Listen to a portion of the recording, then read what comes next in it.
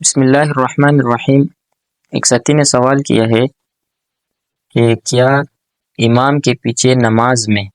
مقتدی جو ہے سورہ فاتحہ پڑھ سکتا ہے یا نہیں؟ تو یہ بہت بڑا مسئلہ ہے اور علماء کے درمیان اس مسئلے کے بارے میں اختلاف رہا ہے، تو اس میں زیادہ تفصیل میں نہیں جاننا چاہتا، بلکہ مختصراً میں جو ہے امام ابو حنیفہ رحمۃ اللہ علیہ کا مسلک اس میں واضح کر دوں کہ احناف کا اس کے بارے میں کیا مسلک ہے، امام صاحب کا کیا مذہب ہے اس مسئلے میں۔ امام اعظم ابو حنیفہ رحمہ اللہ کے نزدیک مقتدی کو امام کے پیچھے پانچوں نمازوں میں قرات کرنا مکروہ تحریمی ہے، یعنی مقتدی پانچوں نمازوں میں امام کے پیچھے کسی طرح کی بھی کوئی قرات نہیں پڑھ سکتا، نہ سورہ فاتحہ کی تلاوت کر سکتا ہے امام کے پیچھے اگر وہ نماز پڑھ رہا ہے، نہ کسی اور سورت کی تلاوت کر سکتا ہے۔ اور امام صاحب کا یہ مسلک قرآن سے بھی ثابت ہے اور حدیث سے بھی ثابت ہے۔ قرآن سے ثابت ہے، اس کے بارے میں بتانے جا رہا ہوں کہ اللہ تعالیٰ فرماتے ہیں قرآن پاک میں وَإِذَا قُرِئَ الْقُرْآنُ فَاسْتَمِعُوا لَهُ وَأَنصِتُوا لَعَلَّكُمْ تُرْحَمُونَ، کہ جب قرآن پڑھا جائے تو اس کو غور سے سنو اور خاموش رہو تاکہ تم پر رحم کیا جائے۔ اب مفسرین کے نزدیک یہ آیات نماز کے متعلق آئی ہے، یعنی جب نماز میں قرآن پڑھا جائے تو اس وقت خاموشی اختیار کرنے کا حکم ہے مقتدی کو، کہ وہ خاموش رہے، صرف امام کی قرات سنے۔ امام رازی رحمۃ اللہ علیہ اور امام علامہ آلوسی رحمۃ اللہ علیہ نے اس کی تصریح فرمائی ہے کہ یہ آیات جو ہے وہ امام کے پیچھے قرات نہ کرنے کے بارے میں نازل ہوئی ہے، اور یہی قول امام ابو حنیفہ رحمۃ اللہ علیہ کا ہے۔ امام احمد بن حنبل رحمۃ اللہ علیہ نے جو ہے اجماع اس پہ نقل کیا ہے کہ یہ جو آیات ہے وَإِذَا قُرِئَ الْقُرْآنُ فَاسْتَمِعُوا لَهُ وَأَنصِتُوا لَعَلَّكُمْ تُرْحَمُونَ، یہ نماز اور خطبے کے بارے میں نازل ہوئی ہے۔ اور اس یہ بھی معلوم ہو جاتا ہے کہ امام کی جو قرات ہے وہ صرف اس کے اپنی ذات کے لیے نہیں بلکہ پوری قوم کی طرف سے ہے، اور ورنہ مقتدیوں کو امام کی قرات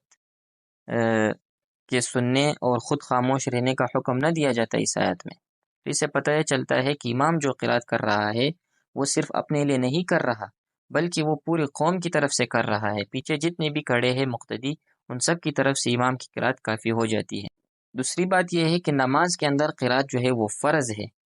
اس میں کوئی شک کی بات نہیں، لیکن مقتدی اس فرض کو اپنی زبان سے ادا نہیں کرے گا بلکہ مقتدی کا یہ فرض امام کی زبان سے ادا ہوگا، اور امام کی جو قرات ہے مقتدی ہی کی قرات سمجھی جائے گی۔ یہ مختصراً میں بتا رہا ہوں، ورنہ اس مسئلے میں کافی تفصیل ہے، تو اس وجہ سے میں مختصر بتا رہا ہوں، احناف کا مسلک صرف واضح کر رہا ہوں کہ اکثر ہمارے سنی بھائی ہے، حنفی بھائی ہے، تو ان کو جو ہے اس مسئلے کے بارے میں پتہ نہیں ہے کہ امام کے پیچھے سورہ فاتحہ پڑھ سکتے ہیں یا نہیں پڑھ سکتے ہیں۔ تو اصل میں یہ جو مسلک ہے امام کے پیچھے جو ہے سورہ فاتحہ پڑھنا، یہ امام شافعی رحمۃ اللہ علیہ کا مسلک ہے، اور اسی طرح جو غیر مقلدین ہیں جس کو ہم وہابی بھی کہتے ہیں، سلفی بھی کہتے ہیں، ان کا مذہب یہ ہے کہ امام کے پیچھے جو ہے مقتدی بھی سورہ فاتحہ پڑھے، اگر مقتدی نے سورہ فاتحہ نہیں پڑھا تو اس کی نماز نہیں ہوتی۔ تو یہ صرف غیر مقلدین حضرات اور اسی طرح امام شافعی رحمۃ اللہ علیہ کے مسلک میں ہے، باقی امام صاحب کے مسلک میں یہ ہے کہ مقتدی جو ہے وہ کسی قسم کی قرات نہیں کر سکتا۔ یہ میں نے آپ کو ایک مختصراً ایک اور بات بھی بتا دی۔ تو اب آتے ہیں حدیث کی طرف، کہ حدیث میں بھی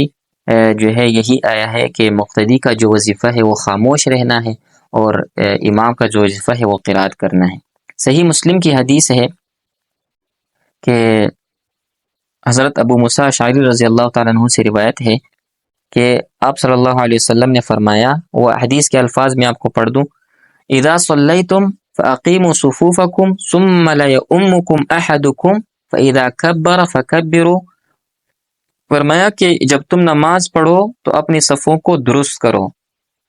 ٹھیک ہے، ثم لیؤمکم احدکم، پھر تم میں ایک شخص امام بنے، فاذا کبر، جب وہ تکبیر کہے، فکبروا، تو تم بھی تکبیر کہو۔ حضرت قتادہ رضی اللہ تعالیٰ عنہ سے ایک زیادتی کو نقل کیا اس حدیث کے اندر، کہ اس حدیث کی یہ الفاظ بھی ہے کہ وَإِذَا قَرَأَ فَأَنصِتُوا، کہ جب قرات شروع کرے امام تو خاموش ہو جاؤ۔ اور اسی طرح حضرت ابو ہریرہ رضی اللہ تعالیٰ عنہ سے روایت ہے کہ آپ صلی اللہ علیہ وسلم نے ارشاد فرمایا کہ انما جعل الامام لیؤتم به فاذا کبر فکبروا واذا قرأ فانصتوا۔ ترجمہ اس کا یہ ہے کہ امام اسی لیے تو مقرر کیا جاتا ہے کہ اس کی اقتداء کی جائے۔ فاذا کبر فکبروا، پس جب وہ تکبیر کہے تو تم بھی تکبیر کہو۔ واذا قرأ فانصتوا، جب وہ قراءت کرے تو تم خاموش ہو جاؤ۔ حدیث کے اس جملے سے یہ ثابت ہو رہا ہے کہ جب قرآن پڑھا جائے تو اس پر کان دھرو اور خاموش رہو۔ تو اس کے بارے میں جو ہے یہ ہے کہ آپ نے خود قرات نہیں کرتی ہے بلکہ آپ نے خاموش رہنا ہے۔ بس امام کے وظیفہ قراءت کو ذکر کرنا اور مقتدی کے حق میں اس کو ذکر نہ کرنا، یہ اس بات کی دلیل ہے کہ قراءت جو ہے وہ امام کا وظیفہ ہے، مقتدی کا نہیں۔ اسی طرح ایک اور حدیث میں ہے، حضرت جابر رضی اللہ تعالیٰ عنہ سے روایت ہے، قال قال رسول اللہ صلی اللہ علیہ وسلم من کان له امام فقراءۃ الامام له قراءۃ۔ حضرت جابر رضی اللہ تعالیٰ فرماتے ہیں کہ آپ صلی اللہ علیہ وسلم نے فرمایا کہ جس شخص کے لیے امام ہو فقراءۃ الامام له قراءۃ، تو امام کی قراءت اس کے لیے کافی ہوگی، اس کو علیحدہ سے قراءت کرنے کی ضرورت نہیں ہے۔ یعنی مقتدی علیحدہ سے کوئی قراءت نہ پڑھے خود سے، بلکہ امام جو قراءت کر رہا ہے وہی اس کے لیے کافی ہے۔ اسی طرح مسند احمد میں ایک حدیث ہے، حضرت موسیٰ اشعری رضی اللہ تعالیٰ عنہ فرماتے ہیں کہ ہم کو رسول اللہ صلی اللہ علیہ وسلم نے سکھایا ہے کہ جب تم نماز کے لیے کھڑے ہو جاؤ تو تم میں سے کوئی نماز پڑھائے، اور جب امام قراءت کرے تو تم خاموش رہو۔ تو ان حدیث سے صاف معلوم ہوتا ہے کہ امام کے پیچھے مقتدیوں کو قراءت نہیں کرنی ہے بلکہ خاموش رہنا ہے۔ اور یہ حکم جو ہے ساری نمازوں میں ہے، چاہے سری ہو یعنی جس میں قراءت نہیں پڑھی جاتی، چاہے جہری ہو جس میں قراءت پڑھی جاتی ہو، یعنی پانچوں قسم کی نمازوں میں مقتدی کو کوئی کسی قسم کی بھی قراءت نہیں کرنی چاہیے امام کے پیچھے۔ یہ غیر مقلد حضرات ہو گئے، اور اسی طرح شافعی کا جو مسلک ہے وہ ہو گئے۔ جو حضرات قائل ہے کہ امام کے پیچھے سورہ فاتحہ مقتدی کو پڑھنا چاہیے، تو وہ یہ حدیث دلیل میں لاتے ہیں کہ آپ صلی اللہ علیہ وسلم نے فرمایا ہے کہ لا صلاۃ لمن لم یقرأ بفاتحۃ الکتاب، کہ اس شخص کی نماز نہیں ہوتی جس نے نہیں پڑھی سورہ فاتحہ۔ مگر ہمارے نزدیک اسی طرح ان حضرات کے نزدیک جو امام کے پیچھے سورہ فاتحہ پڑھنے کے قائل نہیں، وہ ان کے نزدیک یہ جو حدیث ہے یہ مقتدی کے حق میں نہیں ہے بلکہ یہ امام اور منفرد کے حق میں ہے،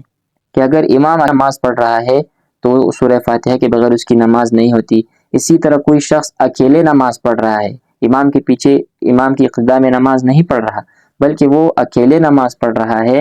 تو اس کے لیے یہ ہے کہ وہ سورہ فاتحہ کی تلاوت کرے۔ اگر وہ سورہ فاتحہ نہیں پڑھتا تو اس کی نماز نہیں ہوتی۔ تو اس حدیث کا مطلب یہ ہے کہ اگر کوئی بندہ اکیلے نماز پڑھ رہا ہو تب اس کو سورہ فاتحہ پڑھنی چاہیے، اگر امام کے پیچھے نماز پڑھ رہا ہے تو اس وقت اس کو سورہ فاتحہ نہیں پڑھنی چاہیے۔ آخر میں بتا دوں کہ چونکہ یہاں پر مقتدی کے ذمے قرات واجب نہیں کی گئی ہے بلکہ امام کی قرات کو اس کے لیے کافی قرار دیا گیا ہے، پیچھے جتنے بھی حدیث گزری اس میں یہی آیا کہ امام کی قرات مقتدی کی قرات کے لیے کافی ہے، مقتدی کو الگ سے علیحدہ سے کوئی قرات نہیں پڑھنی چاہیے۔ اور اسی طرح مقتدی کو امام کے پیچھے خاموش رہنے کا حکم دیا گیا ہے۔ اس لیے حضرت امام ابو حنیفہ رحمہ اللہ جو ہے وہ امام کے پیچھے قرات کرنے کے مطلقاً قائل نہیں ہے، یعنی چاہے سورہ فاتحہ ہو یا سورہ فاتحہ کے علاوہ کوئی اور سورت ہو، کوئی بھی سورت نہ پڑھے، کوئی کسی قسم کی بھی قرات مقتدی نہ کرے۔ اور اسی طرح صحابہ تابعین کا معمول یہی تھا، آپ صلی اللہ علیہ وسلم کے زمانے میں بھی اور آپ صلی اللہ علیہ وسلم کے بعد بھی صحابہ اکرام کا یہی معمول تھا کہ وہ امام کے پیچھے کسی قسم کی قرات نہیں کرتے تھے۔ یہ مختصراً میں نے اس مسئلے میں گفتگو کی ہے، باقی یہ مسئلے اس کے اندر اختلاف ہے، جو مخالفین ہیں ان کے دلائل ہیں، پھر ان کے دلائل کے جوابات بھی ہے، تو یہ مسئلہ بہت لمبا مسئلہ ہے، اہل علم حضرات جو ہے اسے بخوبی واقف ہے۔ باقی سب سے جو ٹو دا پوائنٹ بات ہے وہ میں آپ کو بتا دوں کہ جو عام لوگ ہیں جن کو ان مسائل کا پتہ نہیں، ان کو میں واضح کر دوں کہ آپ نے جو ہے صرف امام کے پیچھے نیت باندھنی ہے اور جو آپ نے ثنا پڑھنا ہے، اس کے بعد آپ نے خاموش رہنا ہے۔ اپنے امام کے پیچھے کسی قسم کی قرات نہیں پڑھنی ہے. یہی ہمارا مسلک ہے اور ہمارا مذہب ہے. باقی دوسرے علماء جو سوشل میڈیا پہ ہے، جیسے ڈاکٹر اسرار ہو گیا یا اس طرح کے اور جو انجینئر مرزا ہو گیا یا اہل حدیث حضرات ہے یا سلفی حضرات ہے، ان کے بیانات سنیں. ان کے بیانات سننے میں کوئی خرابی نہیں ہے، لیکن دینی مسائل، دینی معلومات کے مسائل کے اندر جو ہے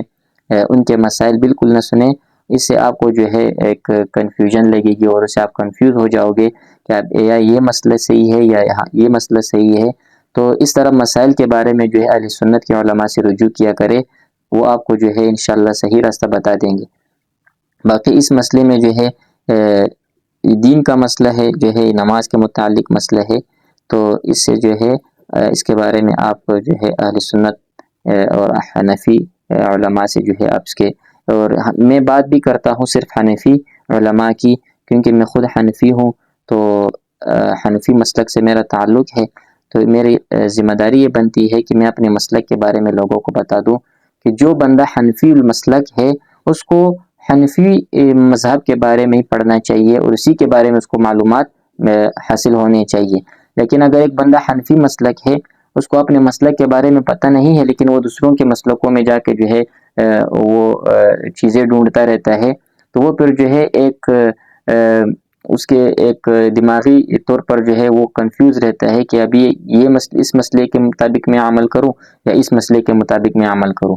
تو جو بھی جس کا جو مذہب ہے، اگر امام صاحب کے مذہب کے امام صاحب کا مقلد ہے تو اس کو امام صاحب کے مذہب پہ عمل کرنا چاہیے. اگر کوئی امام شافعی رحمۃ اللہ کا مقلد ہے تو اس کو امام شافعی رحمۃ اللہ کے مذہب پر عمل کرنا چاہیے. اسی طرح امام مالک ہو گیا، امام احمد بن حنبل، جن کا جو بھی امام ہو اسی کے مذہب کے مطابق جو وہ عمل کرے. یہ نہ کرے کہ خود تو امام صاحب کے مقلد ہے لیکن مسئلہ اٹھا رہا ہے امام شافعی کے مذہب سے، یا امام شافعی کے مذہب پہ عمل کر رہا ہے، یا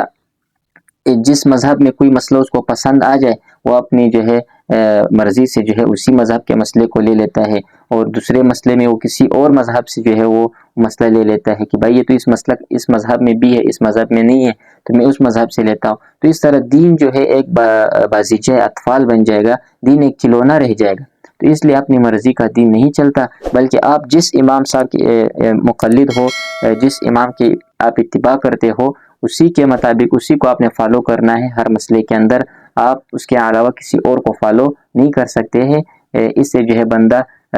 صحیح راستے پر تو کیا الٹا بندہ گمراہ ہو جاتا ہے، غلط راستے پہ چل پڑتا ہے. تو اللہ تعالیٰ سب کو اسے بچائے.